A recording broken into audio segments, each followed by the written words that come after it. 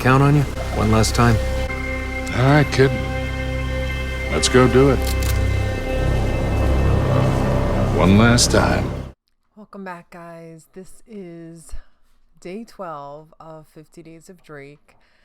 And this day, I'm going to talk about my top favorite moments from Uncharted 1, Drake's Fortune. This doesn't mean that there are other parts that you guys like. This is my favorite parts of Uncharted 1. All right, so make sure you leave me a comment and let me know what your favorite moments are, or favorite things, or just anything from, or moments from these games, from the first one we'll talk about today. So the first thing that I immediately loved when I started playing this was Drake. I mean, we immediately get a feel for him, a feel for his character. He's very smart, obviously. He's sexy, he's strong, and he's flawed, and he's shady. He is, going about this mission, and we quickly find out that this is, not all what he had told ELENA it was going to be. And it looks like this is not the first time that he has got mixed up in some nonsense, okay? So he is, even though he's kind of shady, all right, we know that he's probably a good guy, and he's like some, lovable rogue. I know that's the term I usually use for him, but that's how I feel he is. Like, even though we know he's fresh and he is up to no good, we know that we like him, and we want to see what he's going to do next. So he's a compelling character. I mean, all of the characters are, I think so, but I immediately liked him. I wanted to know more about him, and I wanted to see what other kind of mess he was going to get into. My second favorite moment is when we meet ELENA. She is actually the first person who speaks in the game, in this whole franchise, which I think is interesting. Okay, so we meet her, and she is like, caught up in this nonsense. And she is with Drake here, and she's, under false pretenses. He got to hear her under false pretenses. He wanted someone to foot the bill for him so he could find his ancestors. Oh my God, my dogs are like right under my chair. I'm afraid to move. So they have foot the bill for this expedition, and she wants to get the story. She wants to, get the story online, on the air, and she wants the whole scoop. And he is not about to give her the whole scoop. Okay, so she's smart, she's tough. She immediately starts fighting pirates. It's like, what? I thought you were a news reporter. So she must have seen some shit when she is out doing her, her correspondence, foreign correspondent. She's out in the world and seeing things and doing things.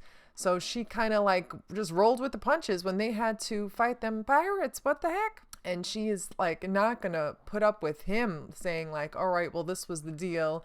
And now, bye girl, bye. She's not putting up with that nonsense. She's not going to put up with him. We soon find out that she is just not the typical female. What is happening here? Cookie. Okay, it's bath time at my house. She is not the typical, female, gaming trope. She's not the princess that's looking to be rescued. Which I love that she's a strong female character. She can hold her own. She is shooting and fighting pirates. This is insane. And this is like in the first 5 minutes of the game. So you immediately, like her. As a matter of fact, she's the one who rescues Drake more than once in this game.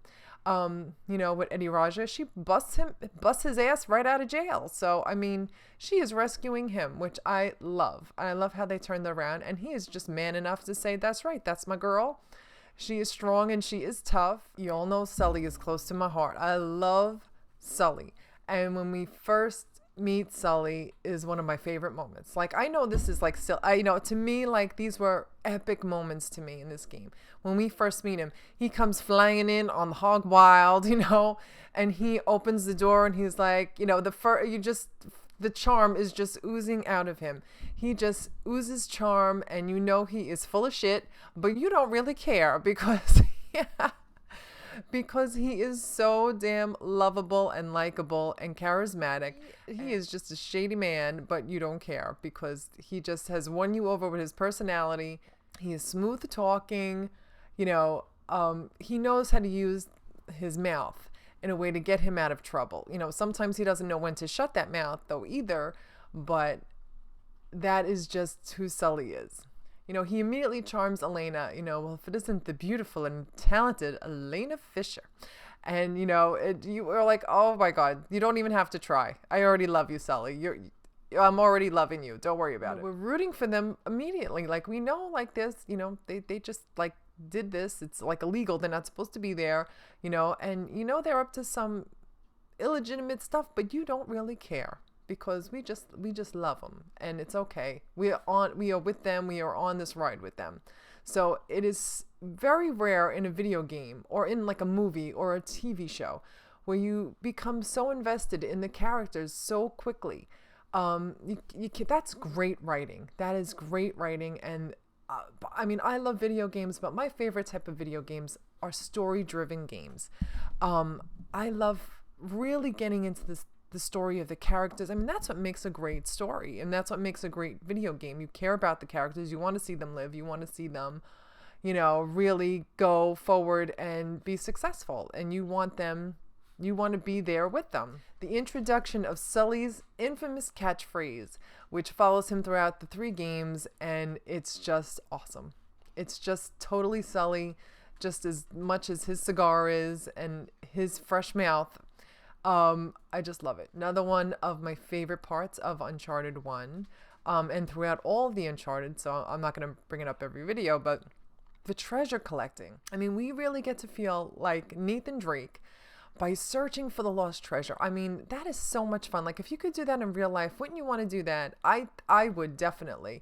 You know, so like you get to like really explore and look everywhere, and when you find that treasure, it's like so gratifying, especially those hard to find ones. I know a lot of games have things and collectibles, but and like every treasure you pick up is like something special. It's really like its own unique thing. So I like reading what it is and seeing what it is, you know, and just seeing how much, if I can find most of them on my own. But I love the treasure collecting in this. Another staple of this franchise is the puzzles.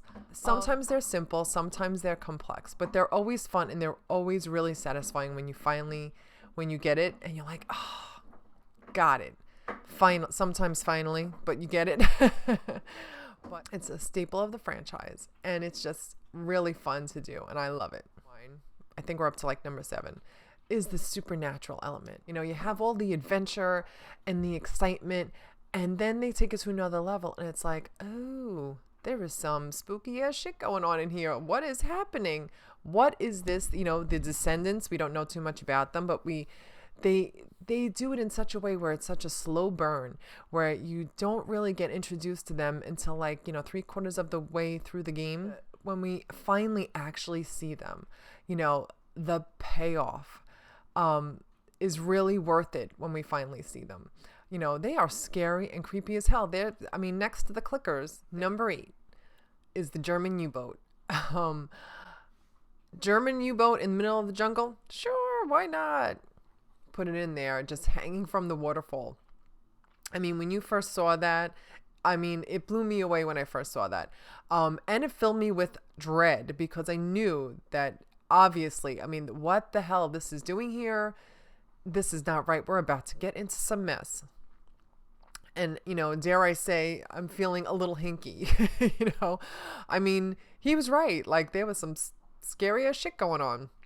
And we had barely even scratched the surface. So that was like, it gave me a sense of like, it was just beautiful. And, you know, what is it doing here? And why do I have this like really bad feeling about this? Another one of my favorite elements of the game is the environments. Like in 2007 when they first did this, every last bit of juice that the PlayStation 3 had to try and get it to that level, right? And then the more they learned about it, the better everything became. The environments, the gameplay, the mechanics. But in the environments, when you first played it, it was beautiful. You had the jungles, you had the drowned city, you had the abandoned church, and all of those areas. And they were meticulously done. Like from the decaying structures and, you know, I mean, and the water and the foliage, you know, and just, I mean, everything. It was just lush and beautiful. And it was so well done. And that was just, we didn't even see anything yet. This was just the first one. But when you first experience it and first play it, you're just blown away. You didn't know it would get better than that. And it absolutely does. Number 10, the compelling antagonists of this game. Navarro, Roman, Eddie Raja. You know, we are just, I mean, first of all, Navarro and Roman, I mean, if we've seen like the theme throughout all of the Uncharteds, and especially in Uncharted 3, not so much in Uncharted 2, but in Uncharted 1 and Uncharted 3, they have father-son, mother-son type relationship, because Navarro was picked up off the streets, according to Gabriel Roman, you know, and took him out of that life, and he brought him into this life, similar to what, you know, Sully does with Nathan.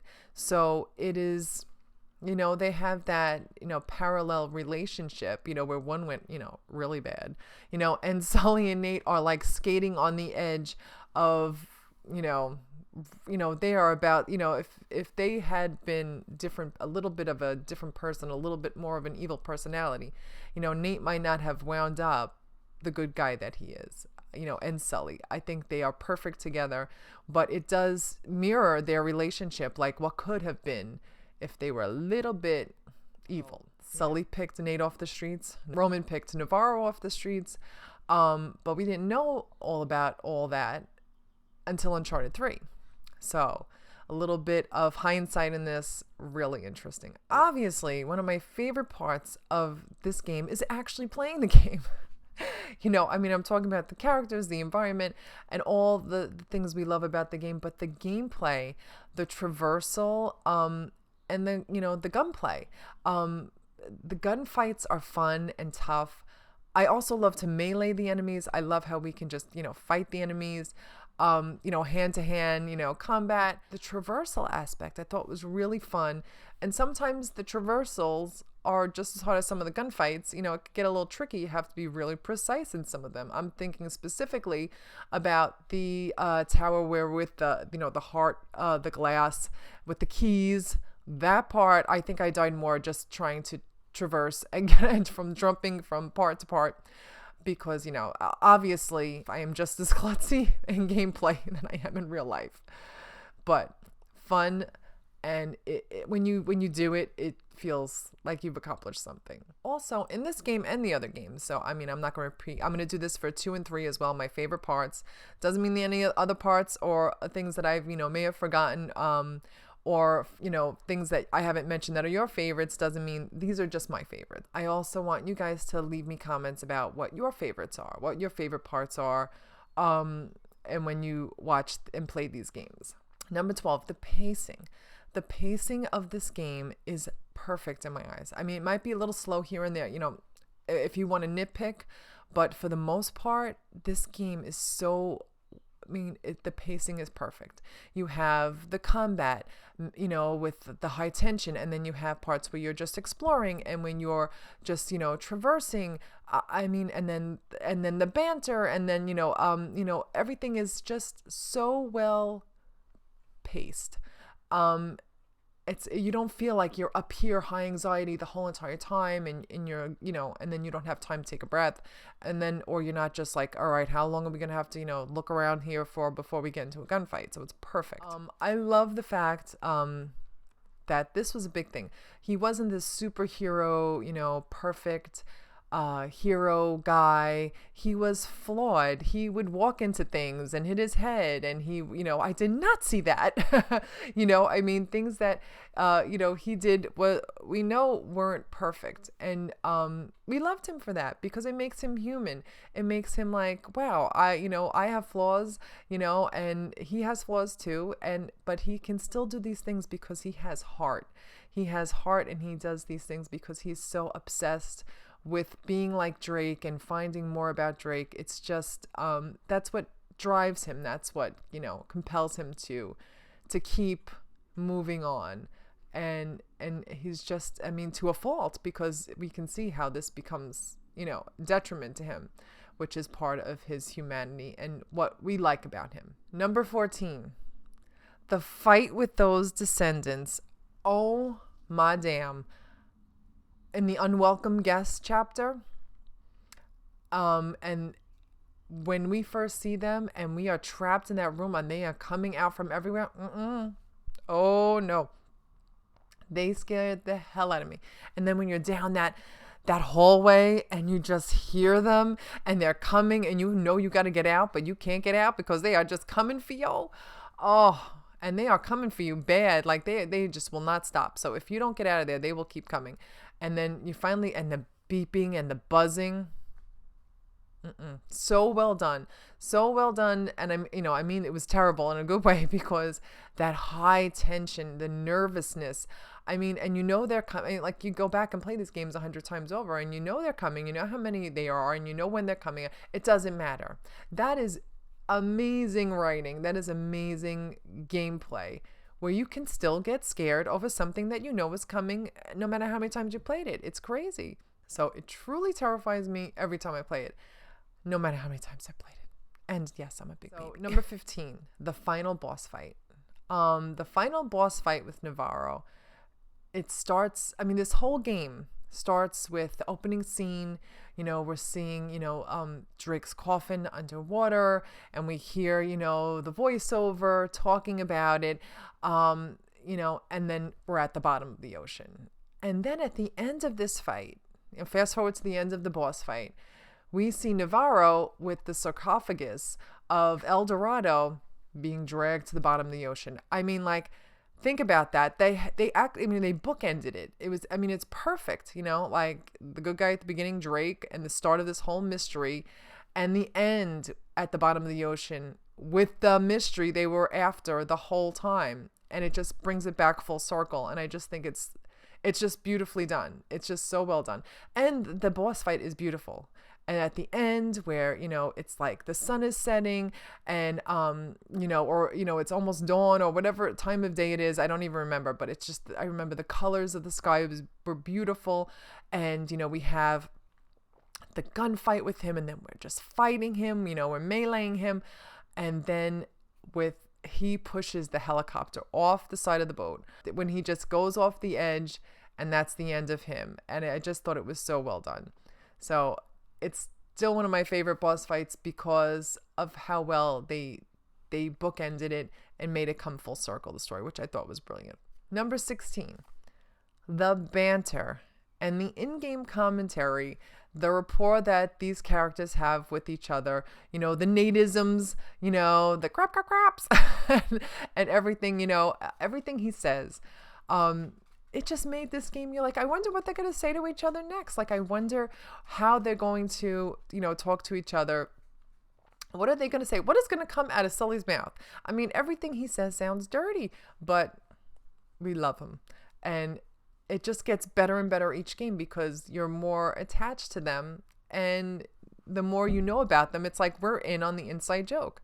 But when the banter between them in the first one really set the tone for the trilogy, and the fourth one coming up, because we've already seen it in the Madagascar gameplay. So it's just so critical to the story and to the characters. Number 17, the blockbuster feel we get from this game. It really felt like we were watching like a blockbuster action adventure, game in a way that we never had before, that I had never before. So it had the action, it had the adventure, it had the treasure, it had the guy, the girl, the whole story. It was just, and we had the villains. I mean, even the villains were good. I mean, we loved the villains. I mean, you kind of felt bad for, Gabriel Roman was kind of like, he wasn't my favorite villain, let's just put it that way, but he was pretty bad. But Eddie Raja was like a lovable rogue character. So those are my thoughts. Those are my favorite things from Uncharted 1. It started the whole series off in a way. It set the tone for the whole franchise. It made us love these characters. It became more than just a video game. It became about the characters. It became about, the banter. The action, the adventure. It has everything. So tomorrow I'm going to come back with my favorite things from Uncharted 2, and we'll talk about that tomorrow. So Thanks so much for watching, guys. I hope you like this video. I hope you keep watching and subscribing. And thanks for all your support. I love you guys. And we're getting so close. This is day 12. I don't even know what we're going to do when it gets even closer. So I'm so excited. So thanks for watching, guys.